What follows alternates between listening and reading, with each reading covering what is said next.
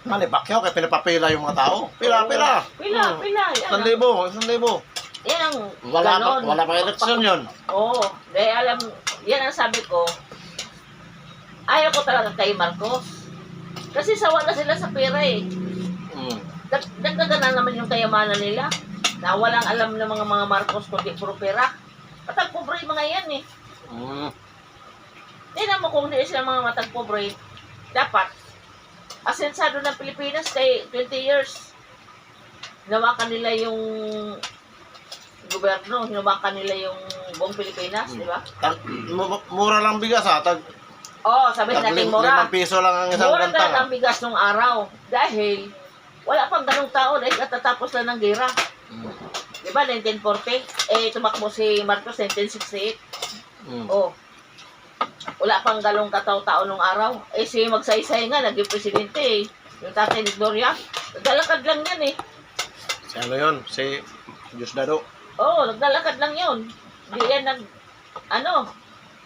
Kasi, ano pa yung... kasi walang sasakyan ang presidente noon, no? Mainit pa yung kanin mo. Ano yan? Walang Mainit masyadong Ha? tao pa noong Mainit pa araw. naman. Lalong kapanahon na ni Marcos, wala pang tao. Nakabalot. Pero marami ng mga mining, marami ng mga meron ng mga diwalwal, meron ng mga di ba? Meron ng mga laging. Dapat pinapaganda niya. Anong diwalwal? Mga ng ginto. Ma'am Diwalwal. Oo. Ma'am Diwalwal yan. Ng mga ginto. Mga mining ba? Ina-update yan ng ano. Binubutasan yung buong bundok sa Davao para magkakaroon ng mga ginto. Sa Davao yun, di ba mo eh. Nagkasalukuyan pa yun na kay Marcos pa yun. Hindi. Marami palang ginto sa atin. Bakit? Ang marami kayamanan dito sa Pilipinas. Ay, sa Imelda. Paano yan sa Imelda? Tatakbo nga sa ano?